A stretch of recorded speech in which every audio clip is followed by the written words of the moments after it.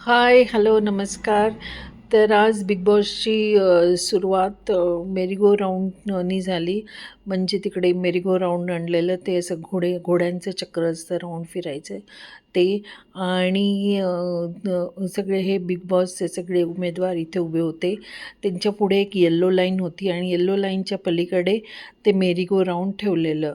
Yellow line cross करून गेलं तर आणि ते प्रत्येक घोड्याजवळ जे जे उभे राहतील ते सेफ होणार आणि येल्लो लाईनच्या ह्या साईडला बाहेर उभं राहिलं तर तो नॉमिनेट होणार, असं होतं. तर प्रत्येकाकडे वेगवेगळ्या जणांकडे वेगवेगळ्यांचे फोटो असतात गळ्यात अडकवलेले. तर ते एकमेकाला डील करतात की तू मला वाचवलंस तर मी तुला वाचवीन वगैरे असं डील करतात. पहिली बेल वाजताच सगळे जातात. विशाल जातो, प्राजक्ता जाते, नंतर दीपाली जाते, सगळे जातात.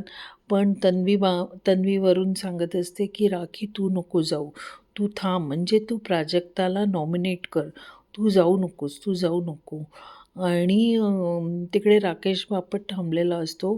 त्याला रोशनला नॉमिनेट करायचं असतं. पण रोशनसाठी त्याच्याकडे कोणीही जात नाही. रोशन स्वतः पण जात नाही की मला सेव्ह करा. पण प्राजक्ताला मात्र सेव्ह करायला सगळेच जण पुढे असतात की नाही हे कर. पण तन्वीवरून सांगत असते की राखी तू जाऊ नको, तू येल्लो लाईनच्या इकडे राहा, म्हणजे प्राजक्ता नॉमिनेट होईल.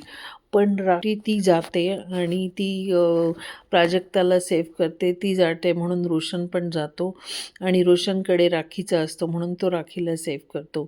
त्यामुळे तिकडे राकेश बापट थांबला जातो आणि राकेश बापटकडे रोशनचा फोटो असतो म्हणून रोशन नॉमिनेट होतो. नाही, फर्स्टमध्ये रोशन नॉमिनेट होतो, सेकंडमध्ये राकेश नॉमिनेट होतो आणि थर्डमध्ये राखी नॉमिनेट होते. असे हे 3 लोक नॉमिनेट होतात. मग शेवटी बिग बॉस विचारतात की तन्वीला विचारतात की तन्वी, तुझ्याकडे कॅप्टनची पॉवर आहे, तर तू सांग, तू एक तर कोणाला तरी नॉमिनेट करू शकतेस, त्याची पॉवर घेऊ शकतेस, नाहीतर तू नाही पॉवर घेऊ शकते. पण तिला राग असतो की राखी प्राजक्ताला का नाही नॉमिनेट करत. म्हणून ती म्हणते नाही, मला माझा पॉवरचा यूज करायचा आहे, मी प्राजक्ताला नॉमिनेट करते म्हणून. मग असं करून प्राजक्ता नॉमिनेशनमध्ये येते.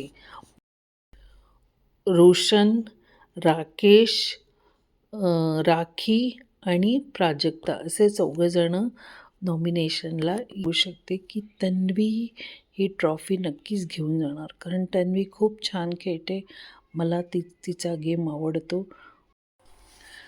तर मला असं वाटतं की तुम्ही पण ॲग्री व्हाल की तन्वी खूप छान खेळते आणि म्हणजे समजून घेते, सगळं करते.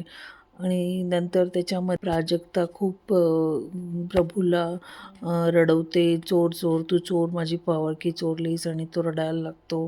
हे पण सगळं नाटक होतं. प्राजक्ता खूपच आता एकदम अशी वागायला लागली आहे की तिचा स्वभाव दिसून यायला लागला आहे. तर असे सगळ्यांचे हळूहळू स्वभाव दिसून येतात. तर okay, bye. But Tanvi is the best. Tanvi winner होणार. तुम्हाला पण वाटतं तन्वी विनर होणार? कमेंट करा.